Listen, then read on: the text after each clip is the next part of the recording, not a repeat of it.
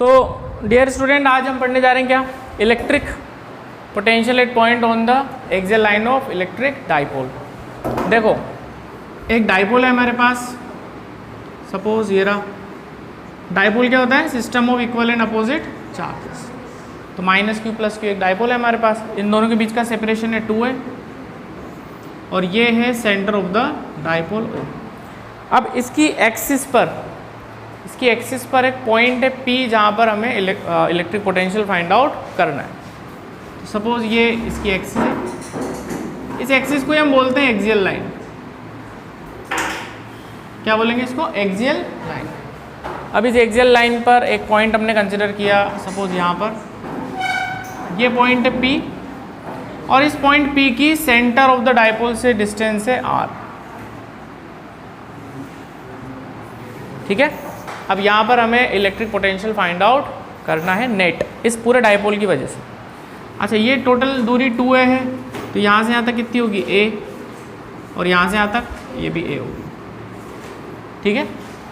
अब हम जानते हैं इलेक्ट्रिक पोटेंशियल एक स्केलर क्वांटिटी है, तो जो नेट पोटेंशियल P पे निकलेगा वो एक तो पोटेंशियल होगा माइनस क्यू चार्ज की वजह से, और एक पोटेंशियल होगा प्लस क्यू चार्ज की वजह से। हम एक बात अच्छे से जानते हैं कि कोई भी चार्ज है बेटा Q, उससे कोई पॉइंट है P R दूरी पर, तो यहाँ पर पोटेंशियल होता है KQ/R पॉजिटिव चार्ज के लिए। नेगेटिव चार्ज हो तो माइनस KQ/R। तो हमें इसको स्केलर सम करना है और कुछ नहीं, सिंपल सी बात है। माइनस Q चार्ज की वजह से P पॉइंट पर पोटेंशियल कितना होगा, तो हम यहाँ लिख देते हैं। पहली बात तो माइनस Q चार्ज है, तो माइनस KQ अपॉन दूरी, इसकी दूरी देखनी पड़ेगी यहाँ से, तो यहाँ से यहाँ तक तो R है, और फिर ये A है, तो R प्लस A, और इसकी वजह से पॉजिटिव पोटेंशियल, तो KQ। अच्छा, इसकी दूरी इससे R माइनस है, ये टोटल दूरी R है, उसमें से आप ये हटा दोगे तो ये मिलने वाला है आपको, तो R माइनस है। इनमें से हम KQ कॉमन ले लेते हैं, तो पहले इसको लिख देता हूँ 1/R माइनस है माइनस 1/R प्लस है।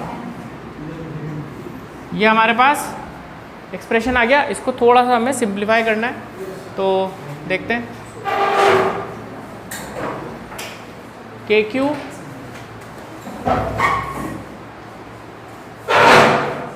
इन दोनों का एलसीएम प्रोडक्ट हो जाएगा, इनका R माइनस है इंटू R प्लस है।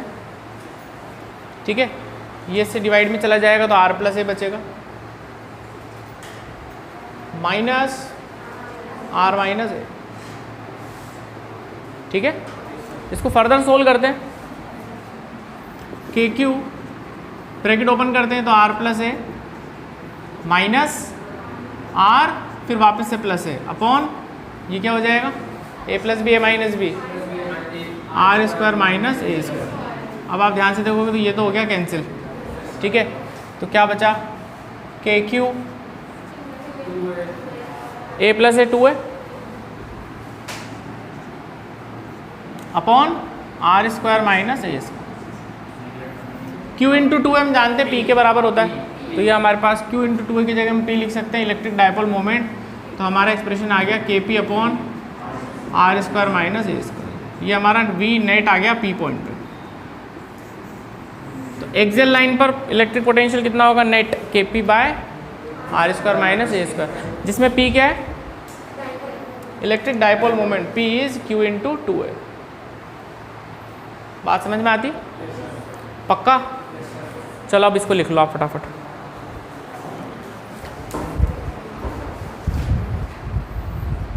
हाँ बच्चों, नेक्स्ट टॉपिक समझना। देखो इलेक्ट्रिक पोटेंशियल से रिलेटेड लिखा हुआ है, electric potential at any point due to electric dipole. एक इलेक्ट्रिक डाइपोल है और उसकी वजह से हमें इलेक्ट्रिक पोटेंशियल फाइंड आउट करना है किसी भी लोकेशन पे। तो सपोज ये डाइपोल है हमारे पास कुछ ऐसा, माइनस Q प्लस Q, ये 2 है, दोनों के बीच की दूरी है, ये सेंटर ऑफ द डाइपोल है। अब मैं एक पॉइंट कंसिडर कर रहा हूँ कहीं पर भी, तो सपोज यहाँ मैंने कंसिडर किया पॉइंट P, ठीक है, जिसकी दूरी यहाँ से है R, ये आर दूरी है, और ये जो पॉइंट है इस लाइन से इस लाइन का एंगल है थीटा। तो ये दो चीज़ें हमें गिवन होंगी। एक पॉइंट है पी जिसकी दूरी सेंटर से आर है, और ये जो ओपी लाइन है ये इस डाइपोल से थीटा एंगल बना रही है। दो चीज़ हमें दे देंगे, तो पूछेंगे यहाँ पे पोटेंशियल फाइंड आउट करो। तो देखो कोई ख़ास बात नहीं है, यहाँ से यहाँ तक की दूरी हम ऐसे मान लेते हैं R1 और इसकी दूरी मान लेते हैं R2। हमें गिवन क्या होगा, R1 R2 या R गिवन होगा। R1 R2 में पता नहीं होगा, तो हमें कैसे ना कैसे करके R1 R2 को रिप्लेस करना पड़ेगा इन टर्म्स ऑफ R। ठीक है, चलिए भाई समझते हैं आगे की बात। देखो तो पोटेंशियल निकालना है P पॉइंट पे। हम जानते हैं पोटेंशियल तो एक स्केलर क्वांटिटी है, तो यहाँ तो हमें इन दोनों चार्जेस की वजह से जो पोटेंशियल निकलेगा उनका सम करना है, इसकी वजह से और इसकी वजह से, प्लस की वजह से और माइनस।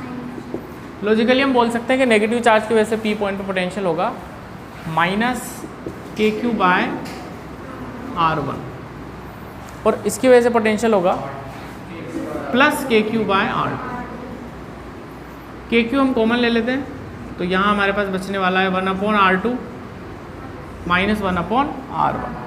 ये हमारी पहली स्टेप हो गई। इसके बाद हम कुछ अजम्पशंस इस्तेमाल करेंगे, थोड़ी ट्रिग्नोमेट्री लगाएंगे और R1 R2 को रिप्लेस करेंगे in terms of R and theta, क्योंकि दो चीज़ें हमें गिवन है, R पता है और थीटा पता है। इतनी बात समझ में आई? चलो आप इतना लिख लो पहले, फिर इसके आगे का पार्ट करते हैं।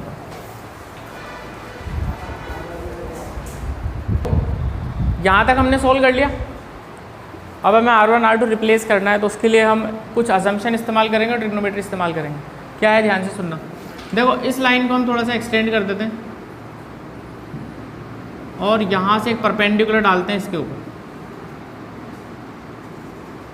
ये पॉइंट हमारा हो जाएगा M। समझते चलना मैं क्या कर रहा हूँ। इस लाइन को क्या किया, एक्सटेंड, और यहाँ से क्या डाला है, परपेंडिकुलर M पॉइंट। सिमिलरली हमें एक परपेंडिकुलर यहाँ पे डालना है इस +Q चार्ज से इस लाइन के ऊपर, और इसको हमने नाम दिया N। आ गया समझ में? ठीक है, अब ट्रिग्नोमेट्री लगा दें। देखना ये वाला ट्राइंगल देखो, इसको कुछ नाम दे देते हैं A, इसको नाम दे देते हैं B। आप ट्राइंगल देखो AMO, इस पर cos थीटा कितना होगा, ये थीटा है तो ये भी थीटा होगा, वर्टिकली अपोजिट। तो बेस अपॉन हाइपोटेन्यूज, तो बेस OM हाइपोटेन्यूज AO, तो OM कितना हो जाएगा, AO cos थीटा। AO कितना लिख सकता हूँ, स्मॉल a के बराबर, तो ये बन गया A cos थीटा। ये टोटल दूरी 2a थी बेटा, तो सेंटर से किसी एक चार्ज की दूरी कितनी होगी, A, ठीक है ना। ये A और ये OM कितना निकाल लिया, A cos थीटा। अगर आपको वेक्टर आते हो तो आप डायरेक्ट भी कर सकते हो ये काम। कैसे, ये A है वेक्टर, मान लो इसको वेक्टर मान लो, तो ये थीटा है, तो इसका इधर वाला कंपोनेंट कितना आएगा, वही लिखा हुआ है। नहीं आया समझ में? ठीक है ना, थोड़ा सा आउट ऑफ द बॉक्स सिखा रहा हूँ तुम्हें। ये A है, इसका ये थीटा एंगल, तो कंपोनेंट कितना आएगा, A cos थीटा। या ऐसे कर लो जैसा आपको समझ में आ जाए, ठीक है।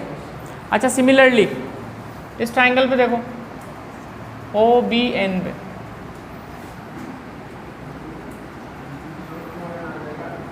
इस पे भी cos थीटा लगा के देखो, इस पे cos थीटा लगा के देखो, तो ये बेस हो गया, ये परपेंडिकुलर और ये हाइपोटेन्यूज, तो base upon hypotenuse ON upon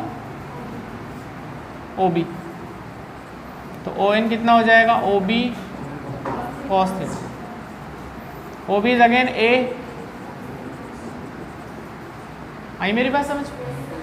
same concept है इस पे भी, ये A है, ये थीटा एंगल बन रहा है, तो ये कंपोनेंट कितना होगा, A cos थीटा। देख लो ON कितना आ रहा है। आगे मेरी बात समझ में? ये दो चीज़ लिख लो। अब स्टेप बाय स्टेप सिखा रहा हूँ आपको। हाँ अब इसके बाद देखना, एक अजम्पशन हमें इस्तेमाल करना पड़ेगा और उस अजम्पशन के बाद R1 R2 की वैल्यू हमें यहाँ सब्स्टिट्यूट करनी पड़ेगी इक्वेशन 1 में। अब अजम्पशन क्या है वो ध्यान से सुनना। अब ये जो मैं बता रहा हूँ वो आप समझ लो, फिर मैं इसको एक दूसरे डायग्राम से वापस एक्सप्लेन कर दूँगा, ठीक है। देखो हम ये अजम्पशन ले रहे हैं बच्चों कि जो A से लेके P तक की दूरी है, A से लेके P तक की दूरी, उसको हम नियरली इक्वल टू मान रहे हैं P से लेके M तक की दूरी, नियरली इक्वल टू मान रहे हैं। अब वो ऐसा क्यों होगा मैं नेक्स्ट डायग्राम में समझाऊंगा आपको, इसमें नहीं समझा पाऊंगा, ठीक है। AP is nearly equal to PM। अच्छा, AP nearly equal to PM, तो AP क्या है R1, वो नियरली इक्वल टू किसके हो गया PM। P से M कितना है R प्लस OM, OM कितना है A cos थीटा। ये बात समझ में, ये पहला अजम्पशन। दूसरा, PM दूरी को PN दूरी को मैं नियरली इक्वल ले रहा हूँ PB दूरी की, तो PB कितना हो जाएगा R2, it is nearly equal to PN। अब PN को मैं कैसे लिख सकता हूँ, यहाँ से लेके यहाँ तक, PO में से अगर मैं ON घटा दूँ तो मिल जाएगा, PO में से क्या घटा दूँ ON, यानी इसको मैं क्या लिख सकता हूँ R minus A cos theta. ये R1 R2 मैंने नियरली इक्वल ले लिए। अब आपके दिमाग में आया होगा सर ऐसे कैसे ले लिए, ठीक है, तो ध्यान से समझना। देखो जो एक्चुअल डायग्राम बनेगा ना डाइपोल का, उससे हम समझ सकते हैं कि ये अजम्पशन एकदम परफेक्ट है। एक्चुअल डायग्राम क्या है, कहने का मतलब देखो डाइपोल में जो चार्जेस होते हैं इनके बीच की दूरी बहुत ही कम होती है, चार्जेस के बीच की दूरी क्या होती है बहुत कम, और ये पॉइंट है यहाँ पर। अब आप इस डायग्राम से मैच कराने की कोशिश करना, ये तो R है, ये R1 है और ये R2 है, ठीक है, ये एंगल है थीटा। अब अगर मैं इसको थोड़ा सा एक्सटेंड कर दूं, बिल्कुल थोड़ा सा, और यहाँ से परपेंडिकुलर डाल दूं, तो क्या ये दूरी और ये बराबर नहीं, ये वाली और ये वाली ऑलमोस्ट इक्वल होगी नहीं होगी। अब डायपोल की डेफिनेशन क्या है, डायपोल की डेफिनेशन ये होती है कि इन चार्जेस के बीच का सेपरेशन बहुत कम होता है। तो ये दूरी एक्चुअल में तो बहुत कम है, बट मैं अगर ऐसा डायग्राम बनाता आपके लिए तो आपको समझ नहीं पड़ता, इसलिए मैंने डायग्राम में तो काफ़ी डिस्टेंस दिखाई हुई है ताकि आपको क्लियरिटी से समझ में आ जाए। लेकिन रियलिटी में हम ऐसा बोल सकते हैं कि ये दूरी और ये दूरी ऑलमोस्ट इक्वल है। सिमिलरली आप यहाँ से एक परपेंडिकुलर डालो इस पर, तो ये दूरी और ये दूरी ऑलमोस्ट इक्वल ले सकते हैं, वही मैंने किया हुआ यहाँ पे। देखो भाई रियलिटी में तो डायपोल ऐसा मिलेगा आपको, ये जो डायग्राम है ये सिर्फ समझाने के लिए, क्योंकि इतने छोटे डायग्राम में अगर मैं ट्रिग्नोमेट्री लगा के सब कुछ करूँगा तो फिर हो सकता है आपको समझ में ना आए, इसलिए हम ये दोनों अजम्पशन यहाँ पे लगा सकते हैं। आप देखो ना, क्या ये दूरी और ये दूरी बराबर नहीं ले सकते अपन, ज़्यादा खास अंतर नहीं है। और ये वाली और ये वाली ये भी तो ऑलमोस्ट इक्वल ही है, यहाँ से लेके यहाँ तक और यहाँ से लेके यहाँ तक, ठीक है। रियलिटी में तो डायपोल इससे भी छोटा होगा, तो हमारा अजम्पशन और बढ़िया हमें नज़र आएगा। इससे भी छोटा आप बना के देखोगे और ये पॉइंट यहाँ लोगे और इसको थोड़ा सा एक्सटेंड कराओगे, ये परपेंडिकुलर डालोगे, ये तो ये और ज़्यादा आपको बेहतर नज़र आएगा। बात समझ में आई? चलिए अब R1 R2 की वैल्यू हम यहाँ डाल देते हैं, तो हमारे पास पोटेंशियल का फाइनल आंसर क्या आएगा देखते हैं। KQ 1/R2, R2 कितना था R minus A cos theta, minus 1/R plus A cos theta. आप पहले इतना लिख लो, फिर आगे की अपन स्टेप्स लेते हैं, वो आप अभी कर लेंगे, आप परेशान मत हो। पहले लिखो taking assumption that AP nearly equal to PM, फिर ये लिख लो और ये पहले assumption लिख लो आप लोग। चलिए यहाँ तक हमने लिख लिया था, अब इसको आगे फर्दर सोल्व करते हैं। देखो KQ एलसीएम लेंगे तो इन दोनों का प्रोडक्ट आ जाएगा R minus A cos theta into R plus A cos theta, ठीक है।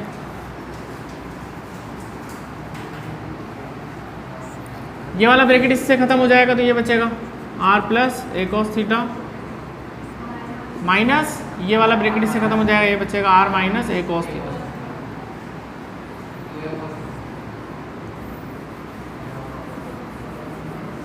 के Q R plus A cos theta, ये ब्रैकेट ओपन हो जाएगा तो माइनस आर और ये प्लस ए कोस थीटा। हाँ थैंक यू भाई कठिन स्टेप बताने के लिए। और ये ए प्लस भी है माइनस भी हो जाएगा, very good.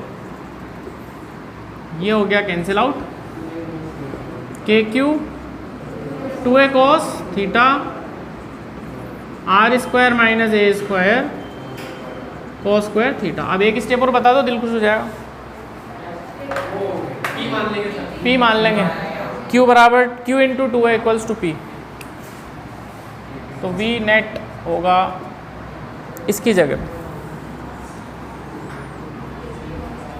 KP cos theta by R square minus A square cos square theta.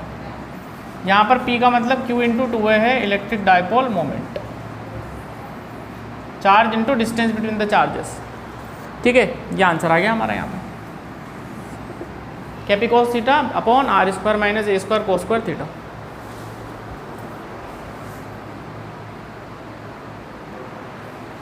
तो आप ये जो फॉर्मूला है इसको क्रॉस चेक भी कर सकते हो, तो आपको समझ में आ जाएगी बात।